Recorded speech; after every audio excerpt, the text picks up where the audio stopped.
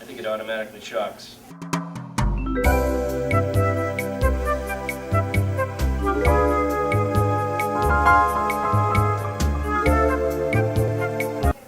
So basically all you gotta know is to turn the machine on, apply the pads where it tells you. And each step along the way it's going to tell you, and if you don't do it, it's just going to keep repeating it. But it shocks automatically, and you don't touch the patient when it's getting the shock, like in Right. TV. It'll tell you, the machine will tell you to stand clear. Stay clear. Oh, No. no, the way you were looking, I thought maybe. When the you person gets the shock, is it like you see on TV where there's big Yeah. jolts? It's not as animated as television, but there is movement. So you don't want to be touching the patient when that. So it'll tell you to stand clear. Just back up and let the machine do its thing. Now, I have a question. What happens now over here, God forbid, somebody has to use this, but on the outside, when I was working for the city one time, a guy collapsed right on the sidewalk where we were working. So, well, what we did is, we laid him down, put his head back, straighten up this way here, and we went to put your air into his mouth, and then we closed Right. this way until somebody can. Right. Again, this is. I don't have enough time to do, obviously, do a CPR class. That's what he's talking about. But in the absence of the defibrillator, or while somebody's getting it ready, if the person's unresponsive, they don't appear to be breathing, they're not answering you, and they're not moving, the landmark is right in the center of the chest, and it's basically push hard and fast on the center of the chest. And you want to try to compress. I didn't go all the way. I don't want to break the table, but you want to try to compress 2 inches. Compress the chest 2 inches. Now, will that stop itself if the heart starts up? It will not allow a shock. It's not going to shock every patient, even if they are in cardiac arrest. It analyzes those two. If the patient's in either of those two rhythms that I mentioned earlier, it'll shock. And if it doesn't allow you to shock, then you can go into your CPR. No, leave them right on. But if you take a CPR course, they're going to tell you, to check the person's pulse. And when they're collapsed, the best place to do it is right here on the side of the neck. They call it the carotid pulse. If a second shock is necessary, will the machine automatically do it? And what kind of liability are we in for if something bad happens? Nothing. Nothing, if the Good Samaritan law kicks in? That's all. And there's in that bag, I didn't want to break it because it's sealed.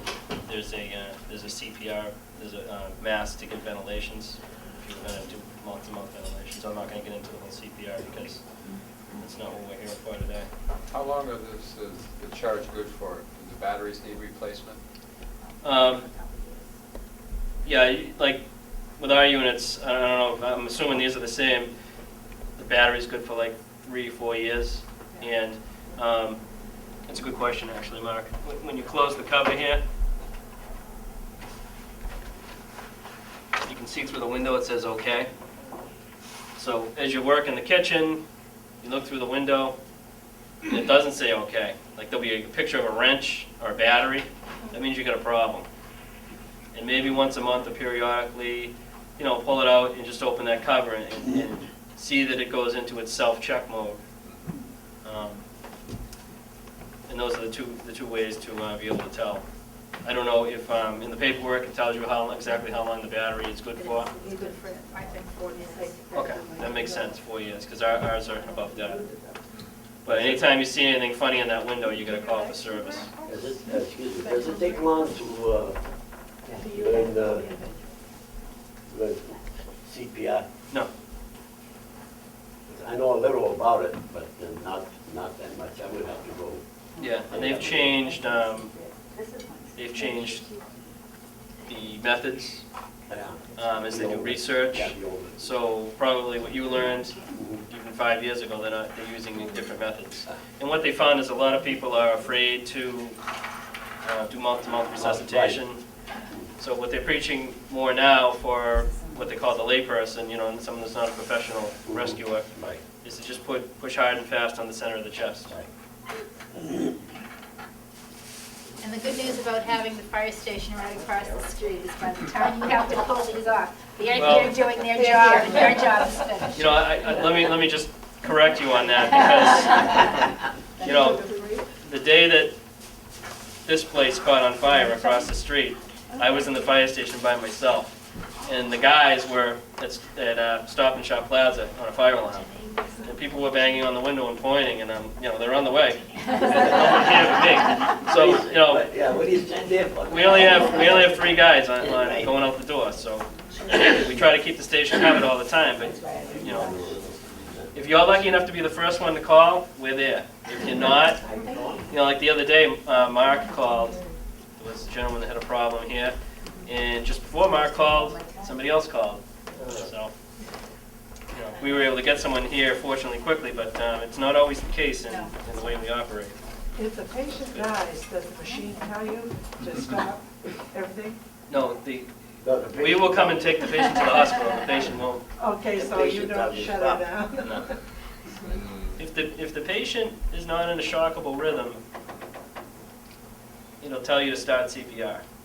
So you start your chest compressions, we'll come in and take over, and we'll transport the patient. And we'll meet up with the paramedics, we'll be providing our own paramedic level care soon, and when we are able to do that, we'll be given the drugs, we'll intubate the patient and breathe for them, Okay. and we'll do everything that they're doing, that they could do for them in the ER, in the ambulance, on the way to the hospital. And when we get to the hospital, depends on the activity on the cardiac monitor and how the medications are working as to the doctor determines, okay, well, we're going to keep going, or we're going to stop and pronounce the person dead. But this machine won't. That's our job. And the doctor's job. That's why we call Actually, the you doctor's first. job more than our job.